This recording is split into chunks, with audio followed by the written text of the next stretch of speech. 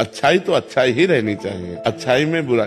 एक बार एक काशी में गंगा जी में बिच्छू बहती जा रही, तो एक अच्छाई करने वाले ने उठाया, बिच्छू ने डंक मारा, वैसे फिर उठाया, फिर मारा। तो एक आदमी ने कहा, पागल हो क्या, वो बार बार मार रहा है डंक और आप उठा रहे हो।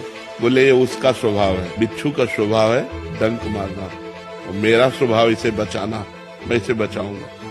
और बाहर एक बार करके, तो ऐसे जैसे गलत स्वभाव के लोग हैं, अब आप अच्छा बर्ताव करेंगे तो वो बेचारे करें क्या, उनके पास सामग्री इतनी है, वो आपकी अच्छाई का उत्तर बुराई से देंगे।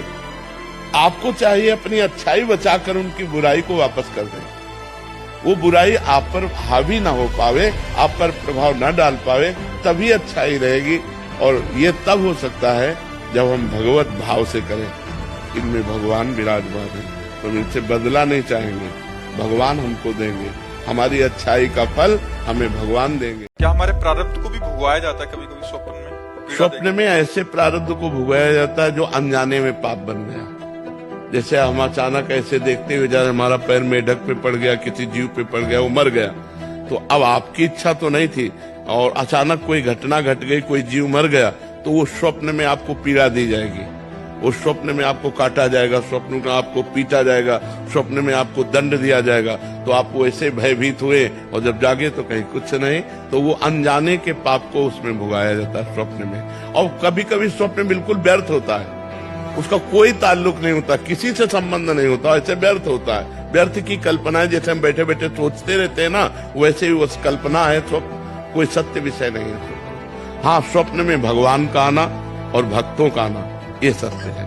जैसे हमारी कल्पनाएं चलती रहती, सब असत्य है, लेकिन उसी में भगवान के प्रति कल्पना करना, किसी संत की बात का चिंतन करना, वो सत्य है। ऐसे स्वप्न में संतों का दर्शन होना, भगवान का दर्शन होना, ये अच्छा मंगलमय सूचक है और बहुत ही करुणा है भगवान की, जो स्वप्न में आके दर्शन दे। हमने दो ही स्त्रियों से प्यार किया, एक मेरी माँ और एक धर्म पत्नी से, पर 2019 में माताजी किसी कारणवश उनका मृत्यु हो गई और पत्नी 6 महीने पहले हो गई। अब कह रहा है कि किसके लिए जीऊं, अंधेरा ही अंधेरा हो गया। इस लोक का नाम क्या है? मृत्यु लोक। और मरना है सबको, सबको मरना है, इसमें धोखा और ये कुछ नहीं चलेगा, सबको मरना है। कोई गर्भ से मर जाता है, कोई गर्भ के बाहर आके मरता है, कोई यौवन में मर जाता है, कोई बुढ़ापे में मर जाता है, लेकिन मृत्यु सबकी एक समय निश्चित है। और यहाँ जो जन्म लिया वो मरेगा।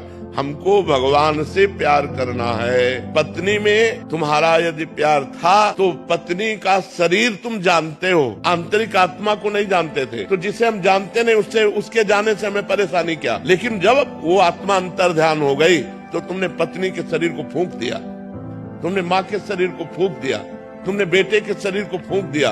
क्यों? क्योंकि आदर तुम भगवान का करते हो। उनके हृदय से भगवान गए तो उस प्यारे शरीर को तुमने जला दिया।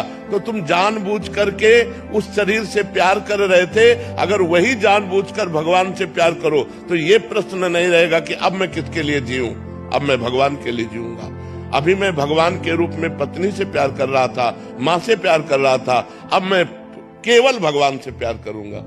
अब शरीरों से प्यार करते हो और शरीरों को ही जला देते हो तो कैसा। तो आजकल बहुत बावरे बच्चे हैं, अपनी जिंदगी को खिलवाड़ बना रहे हैं। वो तुम्हें नहीं पसंद करती, कोई ना कोई तो पसंद करेगा। यार जाओ, छोड़ो, तुम उसे छोड़ दो, अपनी जिंदगी संभालो, उसको अपनी जिंदगी जीने दो। प्यार का मतलब क्या होता है? अगर तुम हमसे संतुष्ट नहीं हो तो तुम अपनी जहाँ संतुष्टता होती हो वो जीवन जियो, हम अपना जीवन जी लेंगे।